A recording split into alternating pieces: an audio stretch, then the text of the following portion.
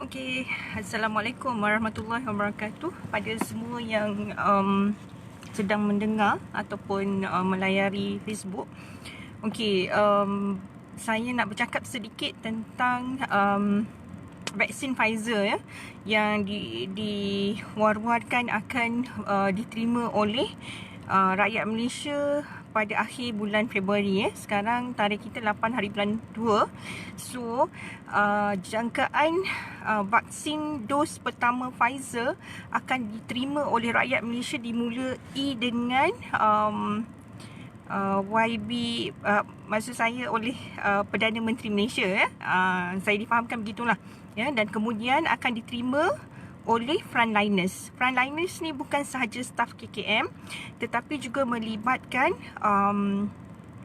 askar ya, maksudnya pasukan petugas yang membantu barisan hadapan, yang membantu dalam pengurusan kes COVID ya. Dan frontliners juga akan diberikan secara berperingkat di fasiliti masing-masing. Tadi saya baru sahaja mengikuti taklimat yang diberikan secara online pagi tadi, dan apa yang saya dapat maklumat ialah start daripada akhir bulan 2 tu kita akan menerima vaksin Pfizer ni. Ia adalah 2 dos vaksin pertama. Dos yang pertama katakan yang ambil hari ini, dan dos yang kedua kena ambil 21 hari selepas itu. Okey. Keberkesanannya ialah selepas vaksin yang pertama diambil, suntikan yang pertama diambil, keberkesanannya ialah 50 hingga 60% ya. Sebab itu kita perlukan suntikan yang kedua yang akan meningkatkan keberkesanan vaksin tu hingga melebihi 90%. Okey. Hai Dr. Sakinah, ingat lagi tak kami di Imarat? Of course, Farhana, saya memang, for me Imarat is a very good NGO ya. Saya kalau boleh saya nak selalu join program Imarat. Okey. Dan saya sambung balik So vaksin kita kena ambil 2 dos. Okey, dos yang kali pertama dengan kali kedua, dan dos yang kedua diambil 21 hari selepas. Okey. Dan selepas seseorang tu menerima vaksin, mereka akan mendapat satu kad yang menyatakan anda telah menerima suntikan vaksin. Saya kena ulas bahawa kena sebut kita punya population ialah 31 juta ya, lebih kurang 31 juta rakyat Malaysia yang akan menerima vaksin ialah 26 juta, iaitu jangkaan dari kerajaan kita lebih 80% untuk mencapai herd immunity. Kenapa kita perlu mencapai herd immunity? Kerana ada pihak-pihak yang kita kata yang tidak boleh menerima vaksin, seperti golongan yang immunocompromised ya. Contoh pesakit yang baru saja menerima rawatan kanser ya, di mana imuniti mereka sangat lemah. Jadi bila kita bagi vaksin, mereka tidak dapat nak produce dia punya antibody ya. Itu sebabnya ya. So dan golongan kanak-kanak, sebab kalau vaksin Pfizer ni dia dilisenskan ataupun diluluskan untuk kegunaan lebih 16 tahun ke atas ya. So that's why untuk kanak-kanak kita tak bagi vaksin Pfizer ni. Dan juga golongan yang mengalami alergik yang teruk, yang itu pun kita takkan bagi vaksin Pfizer ya. Dan kami di klinik-klinik kesihatan memang kami dah bagi nama untuk staf-staf yang boleh mendapat, kita kata yang akan mendapat vaksin, yang akan menerima vaksin, dan mana staf yang dikecualikan daripada mengambil vaksin. Contoh macam yang mengandung, kenapa kita tak bagi ambil vaksin?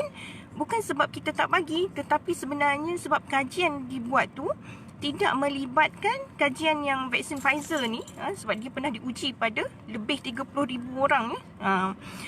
Kajian tu tidak melibatkan wanita mengandung. Jadi daftar tidak ada berkenaan keselamatan vaksin ni untuk wanita mengandung. That's why kita tidak sarankan vaksin ni dalam wanita mengandung. So bagi staf kita nasihatkan yang mengandung tu jangan ambil dulu. Tak apa, you tak ambil dulu pun tak apa, tetapi you akan bila you dah bersalin, Kita akan bagi bersama-sama dengan masyarakat umum. Sebab ada 3 fasa sebenarnya. Fasa pertama untuk frontliner, fasa kedua untuk pesakit kronik, ya, dan fasa yang ketiga untuk masyarakat umum. Soalan dari Muhammad Parman, salam Puan Doktor, nanti kami kena pergi hospital untuk ambil suntikan vaksin, akan diberitahu melalui mesej atau email. Ya, sebenarnya kena daftar MySejahtera. Semua orang kena daftar MySejahtera dan kita juga kena menyediakan live listing lah, senarai nama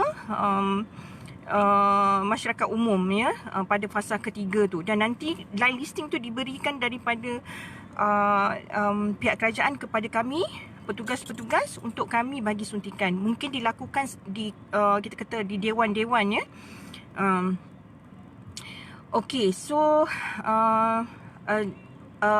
itu untuk fasa pertama, untuk frontliners. Okey, so untuk frontliners juga, untuk yang ada history of allergy, banyak sangat allergy, so memang kita tak galakkan. Tapi kalau nak ambil, kena bincang dulu dengan doktor dan mesti kena pantau, ya. Tapi kalau you tak ambil, it's okay. Sebab kita ini bukanlah satu paksaan, bukan mandatory. Kalau you tak ambil, kerajaan setakat ni takkan denda, ya. Tetapi sebab kita mengharapkan, that's why pentingnya herd immunity, supaya bila saya bagi contoh, katakan ada 100 orang staff saya, katakan 90 orang ambil, 10 orang ni mereka terkecuali sebab mereka tidak boleh ambil atas sebab-sebab ada history of allergy, diorang mengandung. Jadi bila 90 orang ambil, maksudnya dia melebihi kita kata piawaian di mana herd immunity perlu dijanakan. Jadi dengan itu, yang perlindungan daripada 90 orang ini akan melindungi 10 orang yang tidak mengambil vaksin. Jadi bagi mereka, inilah kita kata manfaat vaksin untuk komuniti, melindungi masyarakat yang tidak boleh mengambil vaksin daripada mendapat jangkitan. Sebab penularan tu akan berhenti bila kurangnya orang yang mendapat jangkitan sebenarnya, ya. Okey, saya bukan kata vaksin tu perfect, tidak. Vaksin tidak perfect, tapi apa pilihan yang kita ada? Okey, contoh side effect yang common lepas vaksin ialah sakit anggota yang anggota yang dicucuk tu. Yang itu memang ramai yang mengadu. Ada yang demam, okey, demam 1 atau 2 hari, itu pun boleh berlaku. Ada yang mengadu dia penat, ya. Sebab inilah perkara-perkara yang kita perlu bagi tahu pada penerima vaksin, supaya kalau mereka tak mampu pergi kerja, contoh kalau demam tak mampu pergi kerja, maka kita akan bersedia keluarkan MC, ya. Begitu juga dengan frontliner pun, maksudnya staf-staf klinik. Saya sebagai ketua klinik, saya kena pastikan dalam satu hari yang terima vaksin tu mungkin 10 orang, 20 orang, sebab kalau ada yang demam sehari selepas tu, saya kena kecualikan dia daripada datang bekerja. Macam itulah, kena rehat kat rumah. So saya tak kata vaksin ni tanpa side effect. Vaksin boleh ada side effect, tapi side effect dia ringan dan tidak berbahaya berbanding dengan penyakit COVID tu sendiri. You all boleh tanya, pesakit COVID, ada yang sembuh, alhamdulillah, sembuh tanpa sebarang kesan. Tapi ada yang menderita dan ada yang mati sebab COVID. Sebab tu saya kata kita kena tengok pilihan yang kita ada, ya. Dan berita-berita tentang kita kata kematian akibat COVID, kita kena pastikan adakah kematian tu berlaku betul-betul sebab vaksin COVID, ataupun adakah ia berlaku secara kebetulan, ya, selepas vaksin COVID diberikan. Dan kita kena ingat, sekarang ni seluruh dunia yang menerima vaksin COVID melebihi 45 juta orang, ya. Sangat ramai yang menerima vaksin COVID, ya. Hanya segelintir yang mengalami side effect. Dan berapa banyak juta manusia yang dah mati kerana COVID, ya. Okey, saya rasa sampai situ saja. Terima kasih kerana menonton.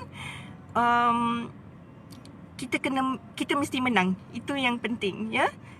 Saya pasti ramai di antara kita yang mengalami pelbagai masalah, pelbagai kekangan dalam hidup, pelbagai impian yang belum tercapai, ya. Nak pergi sana, nak pergi situ, nak melancong, tetapi tersekat disebabkan wabak COVID. So harapan kita mesti melawan COVID, ya. Caranya, salah satu cara ialah menggunakan vaksin, ya. Dengan dapatnya vaksin akan merangsang tubuh kita untuk menghasilkan antibodi, ya. Sebenarnya kita masih mengharapkan tubuh kita, ya. Dia bukan kita kata masuk tu terus kita kata kita janjikan sesuatu yang magical, tidak. Kita mengharapkan tubuh kita yang akan melawan menjadi benteng, ya, kepada penyakit COVID. Okey, terima kasih semua. Saya berbesar hati dan sangat menghargai masa tuan-puan semua, especially during lunch hour macam ni. Terima kasih. Assalamualaikum warahmatullahi wabarakatuh.